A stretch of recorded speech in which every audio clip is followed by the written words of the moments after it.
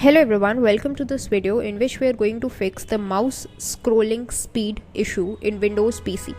So scrolling speed issue is actually a common issue that can occur in any of the PCs, whether it's Windows or any other PC. But in this video we are going to see that how can we fix a mouse scrolling issue in case of a Windows PC. So for this what we need to do is we need to go to the search bar and type in control panel. This will open up control panel, and in case your control panel doesn't look something like this, then make sure you go to view by, and here if I just switch it to category, then this is how your control panel should be looking ideally.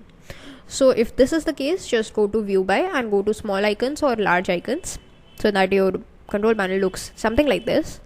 Then go to the mouse option. This will bring up this kind of a dialog box. So here what we need to do is go to buttons.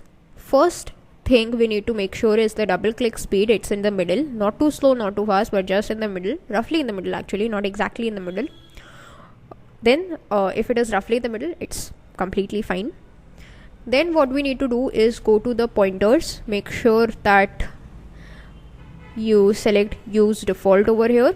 Go to pointer options. So here make sure the pointer speed is selected somewhat askewed towards the fast. It's not in the middle, it's askewed to the fast. Make sure display pointer trails is unchecked. Hide pointer while typing is checked. And show location of pointer when I press the control key is unchecked. Once you have make sure of all these settings, click on apply and then click on OK. Then you will see that your mouse speed has been improved. It is now a normal working mouse. So that's it for this video. Thanks for watching.